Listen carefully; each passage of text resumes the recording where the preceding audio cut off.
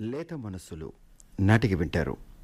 రచన Shri GNV Satyanarayana, నిర్వహణ శ్రీమతి why Saroja Nirmala.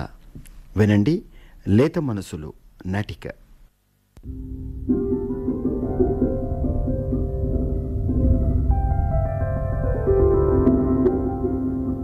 ఏమండి ఏమండి, అత్తయ్య మావయ్య వచ్చారండి. ఏమిటి, అమ్మా నాన్న వచ్చారా? లోపలికి రండి మావయ్య. అత్తయ్య రండి అత్తయ్య. అదేంటి నాన్న, వస్తున్నామని ఫోన్ చేస్తే స్టేషన్కి వచ్చేవాడినిగా. పర్వాలేదు లేరా, ట్రైన్ లేట్ అయింది. అయినా స్టేషన్ నుంచి ఇంటికి డైరెక్ట్గా బస్సేగా, మళ్ళీ నిన్నెందుకు ఇబ్బంది పెట్టడం? మోహన్, పిల్లల్ని చూడాలనిపించిందట్రా మీ నాన్నగారికి. అలాగా? అందుకే సడన్ గా బయలుదేరాం. ఏరా వంశీబాబు, బాగున్నావా? మీ నాయనమ్మ దగ్గరికి రారా.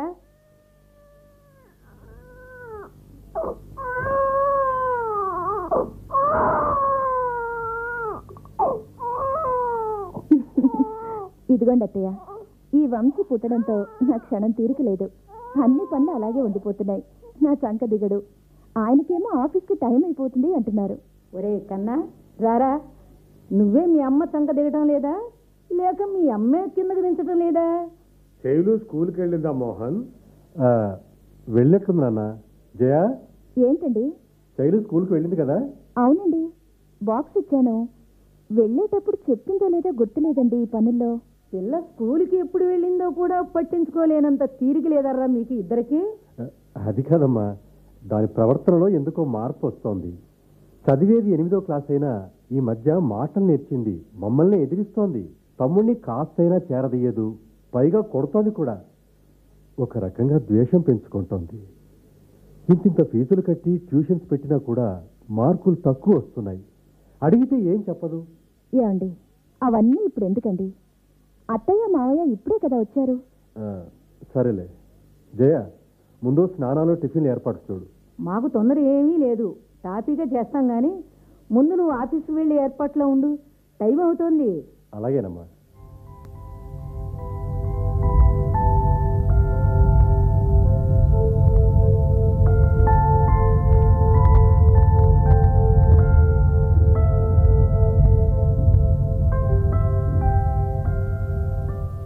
పార్వతి, చంటాడు పడుకున్నాడా? పడుకున్నాడండి. కోడలేది? ఇప్పుడే పిండి రుబ్బించుకొస్తానని వెళ్ళింది. సరే గాని పార్వతి, శైలుని వీళ్ళైతే సరిగ్గా పట్టించుకోవడం లేదని అర్థమవుతుంది.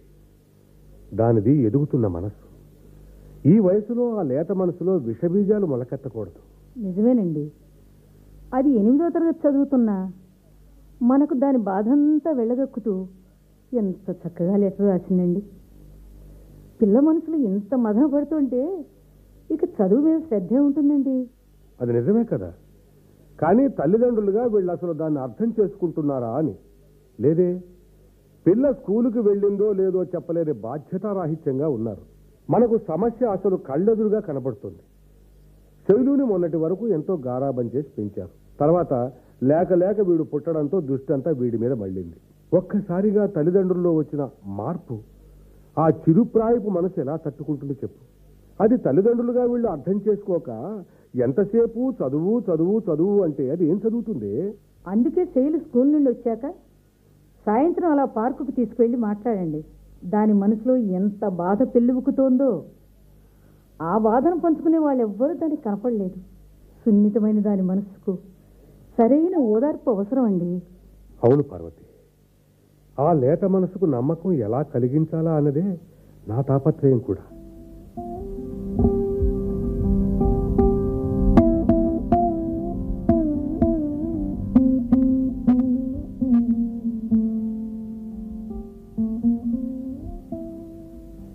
హాయ్ తాతయ్య. హాయ్. హాయ్ నానమ్మ. ఎప్పుడొచ్చారు? పొద్దునే వచ్చావమ్మా, ట్రైన్ లేట్ అయింది. మేము వచ్చేసరికి నువ్వు స్కూల్కి వెళ్ళావు. ఎలా ఉన్నావమ్మా? బాగున్నాను తాతయ్య.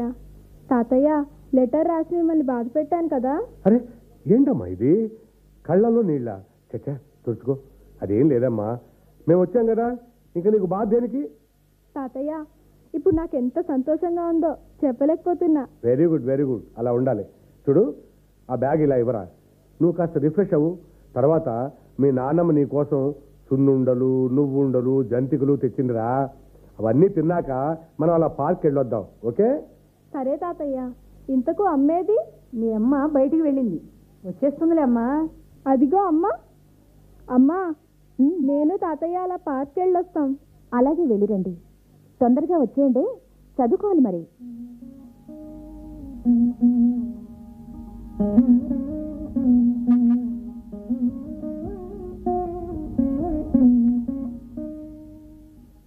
మావయ్య, బజార్కి వెళ్ళి వచ్చేసరికి కాస్త లేట్ అయింది. శైలు స్కూల్ నుండి వచ్చిందా? ఈ రోజు ఇంకా రాలేదమ్మా, నేను అదే చూస్తున్నాను. అరే, టైం 4 దాటిపోయిందే. స్కూల్ 3 గంటలకే వదిలేస్తారు కదా. పిల్ల ఏమైందో ఏమో. రోజు ఈసరికి ఇంటి దగ్గర ఉండేదే. వస్తుందిలే అమ్మా, ఎవరైనా ఫ్రెండ్స్ ఇంటికి వెళ్ళిందేమో. అలా ఎప్పుడూ వెళ్ళలేదత్తయ్య. స్కూల్ వదలగానే సరాసరి ఇంటికే వచ్చేస్తుంది. రాలేదంటే నాకేదో భయంగా ఉందత్తయ్య. భయం ఎందుకమ్మా? అలా స్కూల్కి వెళ్ళి నేను చూసి వస్తాను కదా. వెళ్ళండి మావయ్య. నేను ఈలోగా చుట్టుపక్కల దాని ఫ్రెండ్స్కి ఫోన్ చేసేస్తాను. అబ్బే, ఎందుకమ్మా? అవసరం లేదు, నేను కనుక్కుంటానుగా. నువ్వేం గాబరా పడకు, నేను వెళ్ళొస్తానమ్మా. తొందరగా వెళ్ళిరండి మావయ్య. అత్తయ్య, నాకేదో ఆందోళనగా ఉంది. ఎందుకమ్మా? వచ్చేస్తుందిలే. అత్తయ్య, నా మనసులో మాట చెప్పమంటారా? ఏమిటమ్మా అది? అది ఈ మధ్య శైలిని సరిగా పట్టించుకోవడమే మానేశాం. వీడు పుట్టాక ఎందుకో తెలియకుండానే అలసత్వం చేశామనిపిస్తోంది. అది కూడా పరధ్యానంగానే ఉంటుంది. నేను గమనించాను. దాని పట్ల నిర్లక్ష్యం చేశాం అత్తయ్య. అదే ఒక్కోసారి కొంపలు ముంచుతుందమ్మా. మీరు చెప్పింది నిజమే అత్తయ్య. ఎందుకైనా మంచిది, మీ అబ్బాయి గారికి ఫోన్ చేసి శైలు ఫ్రెండ్స్ ఇళ్లలో కనుక్కుని రమ్మంటాను. నాకేదో గాబరాగా ఉందత్తయ్య.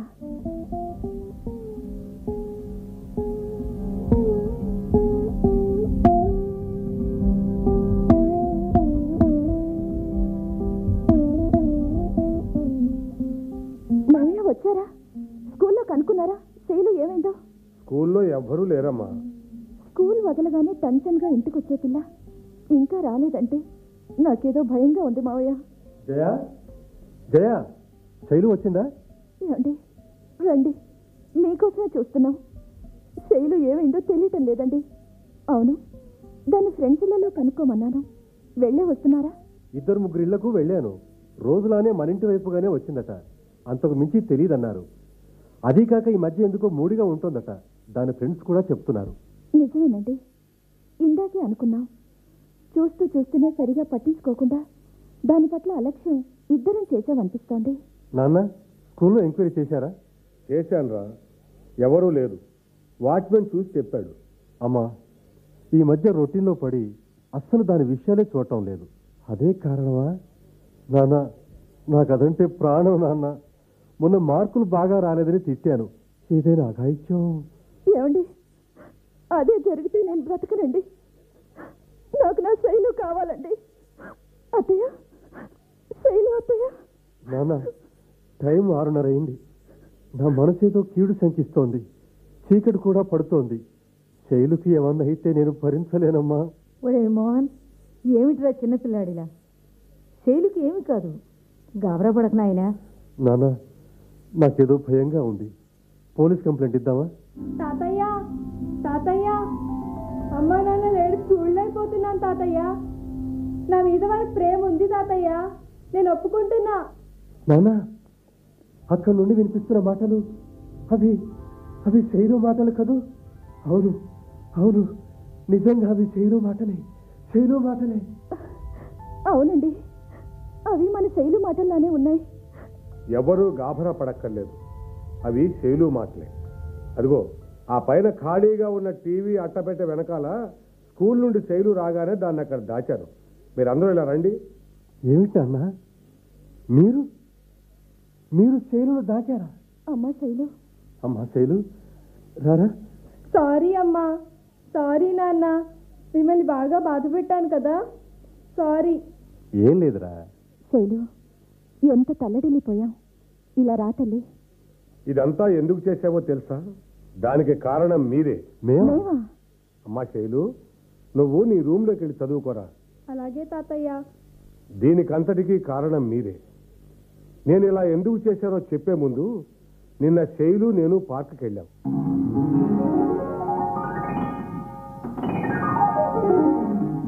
ఈ బెంచ్ మీద కూర్చున్నావురా. అలాగే తాతయ్య. ఇప్పుడు చెప్పరా.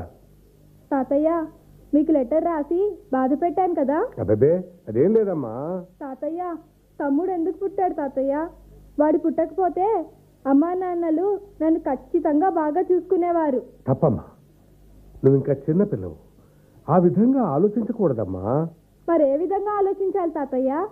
చిన్నదాన్నైనా నాకు తెలుసు, ఆ ఇంట్లో ఎంతసేపు వాళ్ళిద్దరికీ కావాల్సింది తమ్ముడు తమ్ముడు తమ్ముడే, నేను అక్కర్లేదు.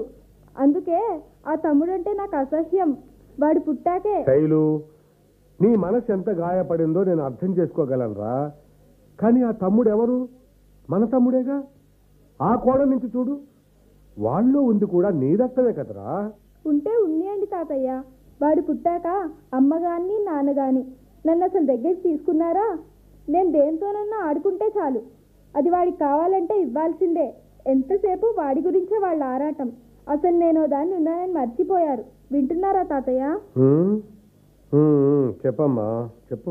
వాడు ఎన్ని తప్పులు చేసినా నాకే దెబ్బలు, నా పుస్తకాలు చింపేసినా నాకే. అక్కడ పెద్దదానివి నువ్వే కదమ్మా, నీ వస్తువులన్నీ నువ్వే జాగ్రత్తగా చూసుకోవాలి కదా.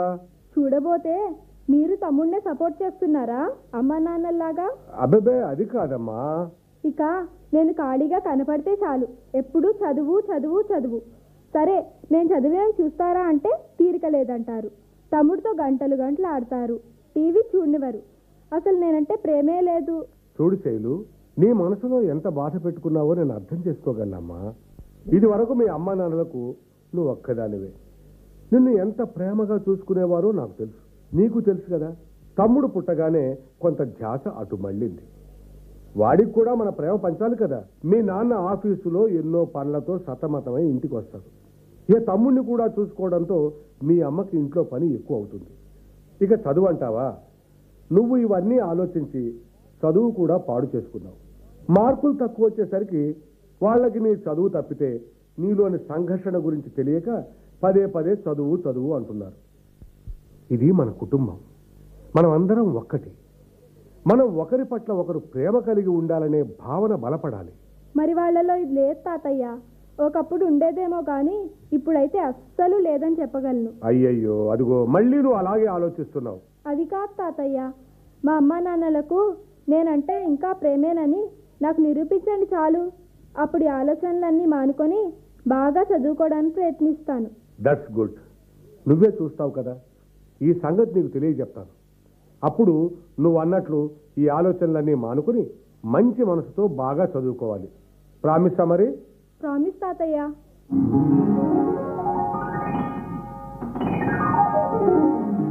అదిరా జరిగింది. పిల్లలకు కూడా ఒక మనసు ఉంటుందని, ఆ మనసులోకి తొంగి చూడాలని ఎందుకు అనుకోర్రా మీరు? తల్లిదండ్రులుగా మీరు దాన్ని నిర్లక్ష్యం చేశామని ఒప్పుకున్నారు. అయితే ఆ నిర్లక్ష్యమే దాన్ని లోలోన బాధ పెట్టి మదన పెట్టి మాకు లెటర్ రాయించిందిరా. ఏమనో చెప్పమంటారా? తాతయ్య, నానమ్మ, తమ్ముడు పుట్టాక అమ్మా నాన్న నన్ను వదిలేశారు. నేనేమైపోతే ఏం అన్నట్లు ప్రవర్తిస్తున్నారు. నన్ను అర్థం చేసుకోవడం లేదు. నేను అక్కర్లేదు వాళ్లకు. నా మీద ప్రేమ అస్సలు లేదు. వాళ్ళకి ఇప్పుడు కావాల్సింది తమ్ముడు తమ్ముడు తమ్ముడు అంటూ లెటర్ రాసిందిరా. నిజమే నాన్న, తప్పు చేశాం. తల్లిదండ్రులుగా పిల్లలను అర్థం చేసుకోకపోవటం పొరపాటే నాన్నగారు, క్షమించండి. మావయ్య, అత్తయ్య, మీరు మా కళ్ళు తెరిపించారు. మీరు రావడం చాలా మంచిదైంది. నా పిల్లలిద్దరూ నాకు 2 కళ్ళు. ఇద్దరిని సమదృష్టితో చూసుకుంటాం. అవును నాన్న. పిల్లలు సున్నిత మనస్కులురా. వాళ్ళ లేత మనసులు గుర్తిరిగి పట్టించుకున్న నాడే పిల్లలకు సంతోషం, పెద్దలకు గౌరవం, ఆ ఇల్లు నందనవనంరా.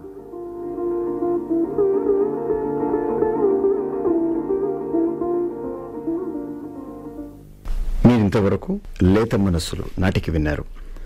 రచన శ్రీ జిఎన్వి సత్యనారాయణ. ఇందులో శ్రీయుతులు ఎస్ మనోహర్, ఎంవి సుబ్రహ్మణ్యం, శ్రీమతులు ఎన్ఎస్ యశోదాదేవి, బిఎన్ సీతాకుమారి, చిరంజీవి జి శైలజ పాల్గొన్నారు. నిర్వహణ శ్రీమతి ఎల్ఎం సరోజ నిర్మల.